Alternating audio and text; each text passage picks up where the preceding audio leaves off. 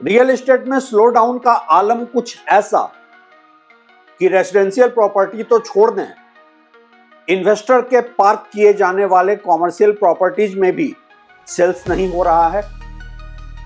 Real estate stake holders के सारे sales strategy पिट रहे हैं।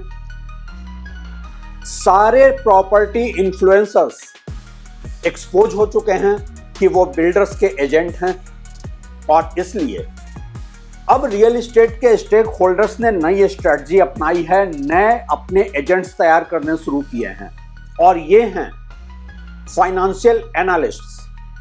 ये हैं वो फाइनेंशियल एडवाइजर्स जिन्होंने अचानक से बताना शुरू कर दिया है कि रियल एस्टेट में पैसा कैसे कमाया जा सकता है। और media, unfortunately real estate cover करने वाले ज्यादातर जर्नलिस्ट एक आज्ञाकारी बच्चे की तरह जो भी उन्हें बताया जाता है वो एज इट इज छाप रहे हैं। एप्लीकेशन ऑफ माइंड नहीं है।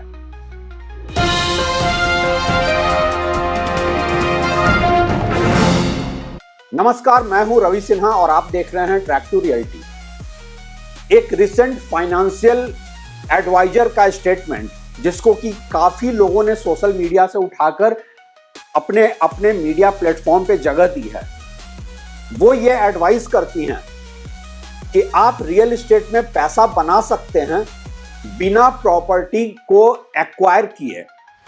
मसलन कि आप एक न्यूली लॉन्च प्रोजेक्ट में पैसा डालें और रजिस्ट्री के पहले निकल जाएं, क्योंकि जब आप प्रॉपर्टी रजिस्ट्री कराते हैं तो आपको स्टैंप ड्यूटी वगैरह का एडिशनल खर्च आता है। यहां वो ये एडवाइस करती हैं कि मसलन 12-14 हजार रुपए के लॉन्च प्राइस पे आप एंटर करें, 2 से 3 साल में आप 18-20 हजार रुपए के रेट पे वापस बाहर निकल जाएं। इस प्रोसेस को आप रिपीट करते चलें तो साल में आपका इंटरनल रेट ऑफ रिटर्न जो होगा वो 25% का होगा। अब ये 25% का IRR तो सुनने में बहुत ही ल्यूक्रेटिव लगता है। इतने रिटर्न्स आपको स्टॉक मार्केट में भी नहीं मिलते हैं, लेकिन सच्चाई क्या है?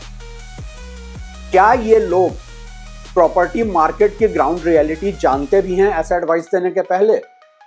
क्या ऐसे सारे एडवाइस सिर्फ पेपर कैलकुलेशन के आधार पर ये लोग देते हैं, या इन्हें बिल्डर लॉबी की तरफ से पैसा दिया जाता है ऐसे एडवाइस देकर मार्केट को मिसलीड करने के लिए?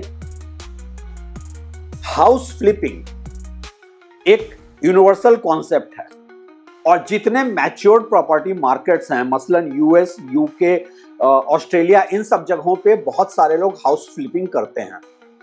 हाउस फ्लिपिंग क्या होता है?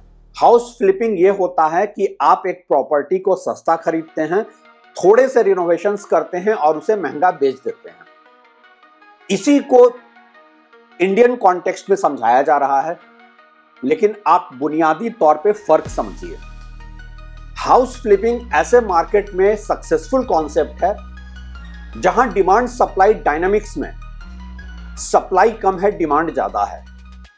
इंडिया में ज्यादातर बड़े शहरों में ओवर सप्लाई है। दूसरी बात, जब आप एक प्रॉपर्टी खरीदते हैं 12-14 हजार के रेट पे और 2 से 3 साल में यह उम्मीद करना कि वो 18 से 20 हजार का रेट जाएगा, मतलब 2 से 3 साल में 50% प्रॉपर्टी एप्रिसिएट करेगी। क्या यह संभव है? अब बहुत सारे लोग कहेंगे कि नहीं, बिल्डर तो ऐसे ही बेचता है। आपको एक बात समझना पड़ेगा कि बिल्डर का एडवर्टाइज्ड प्राइस कभी भी फेयर मार्केट प्राइस नहीं होता है। सेकेंडरी मार्केट में आपको उस रेट के बायर नहीं मिलेंगे। बिल्डर भले ही उस रेट पर बेच रहा हो, सेकेंडरी मार्केट में आपको वो बायर नहीं मिलेंगे। दूसरी बात, प्रॉपर्टी मार्केट की इसीलिए मैं कहता हूं ग्राउंड रियलिटी समझनी जरूरी है। ज्यादातर बिल्डर न्यूली लॉन्च प्रोजेक्ट में जब आपको एक यूनिट बेचता है, उसके बाद वो आपको रीसेल करने ही नहीं देगा अगर उसके बाकी यूनिट्स नहीं पूरी तरह से सोल्ड आउट हुए हैं। वो आपको ट्रांसफर ही नहीं करने देगा। ऐसा भी देखा गया है, खासकर मैं नोएडा, ग्रेटर नोएडा की बात करूं तो ऐसा भी देखा गया है कि बिल्डर फोर्स कर देता है, अगर किसी की मजबूरी भी हो, वो घर में कोई हेल्थ इमरजेंसी भी हो और बेचना चाहे, तो बिल्डर कहता है नहीं, हम आपका ट्रांसफर तो नहीं करेंगे, आप हमें उसी रेट पे बेचें जिस रेट पे आपने हमसे खरीदा था, नहीं तो हमारा बाकी सेल्स अफेक्ट होगा। बिल्डर ट्रांसफर ही तब शुरू करता है जब या तो रजिस्ट्री हो जाती है या आपका वो पूरा यूनिट अपने पूरी इन्वेंट्री बिल्डर बेच चुका होता है। जब आपको इस तरह से पेपर कैलकुलेशन समझाया जाता है, पहली बात आपको समझनी है कि 50% का एप्रिसिएशन 2 से 3 साल में नहीं होता है। दूसरा, आप बिल्डर के यहां से ट्रांसफर ही नहीं करा पाते हैं अपनी प्रॉपर्टी। और आप सबसे बड़ी बात है कि आपने जिस दिन खरीदा है, आप एडवर्टाइज जिस रेट पे भी आपने खरीदा है उस रेट पे आपने जीएसटी भी दिया है 5%। तो पूरे कैलकुलेशन निकालने के बाद, और एक क्रिसिल की रिपोर्ट भी कहती है कि इंडिया में हाउस प्राइस ग्रोथ जो है एवरेज पिछले 20 साल का 6% है। अब मसलन 6% का अगर ग्रोथ है और आपने 5% स्टैंप ड्यूटी ही दे रखा है और उसके बाद बिल्डर आपको एग्जिट भी नहीं दे रहा है, अब कोई कहेगा इसमें आपके एज ए बायर आपके तो राइट्स हैं, आपके लीगल राइट्स हैं। क्या आप बिल्डर के साथ लंबी कानूनी लड़ाई के लिए, कॉस्टली और लेंथी लिटिगेशन के लिए तैयार हैं? एक एवरेज इंडियन की सच्चाई ये नहीं है। एक एवरेज इंडियन बिल्डर से लंबी कानूनी लड़ाई, महंगी कानूनी लड़ाई नहीं लड़ सकता है। इस तरह के जब भी मैं रिपोर्ट्स देखता हूं, जब भी कोई फाइनेंशियल एडवाइस देखता हूं, मैं मेंटली अलर्ट हो जाता हूं। ये बिल्डर के प्रॉक्सीज हैं।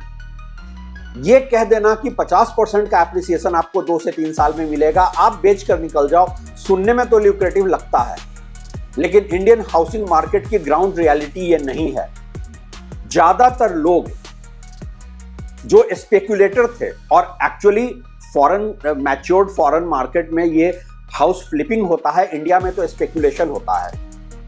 ज्यादातर जो स्पेक्युलेटर मार्केट में एक प्रॉपर्टी लॉन्च प्राइस पर खरीद कर बैठे हैं, आप उनसे पूछ कर देख लीजिए आज वो क्या मार्केट से एग्जिट कर पा रहे हैं।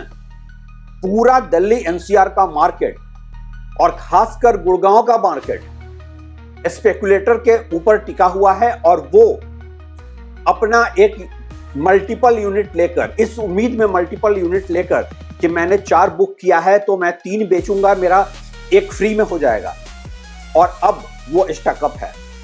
मैं ऐसे बहुत सारे इन्वेस्टर्स को जानता हूं जो नोएडा से गुड़गांव तक इसी तरीके के स्कीम्स में चले गए थे। उन्हें लगा था कि वो 3 साल 4 साल में प्रॉपर्टी डिलीवर होने के पहले, रजिस्ट्री के पहले बेच कर निकल जाएंगे, प्रॉफिट कमा कर निकल जाएंगे, और आज वो स्टकअप हैं।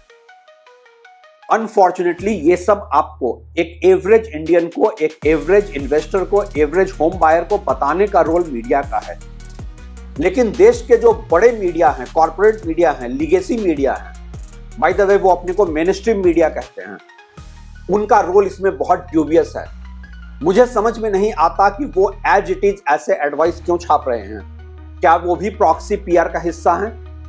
क्या वो एडवर्टाइजिंग के बदले में ऐसी खबर छाप रहे हैं?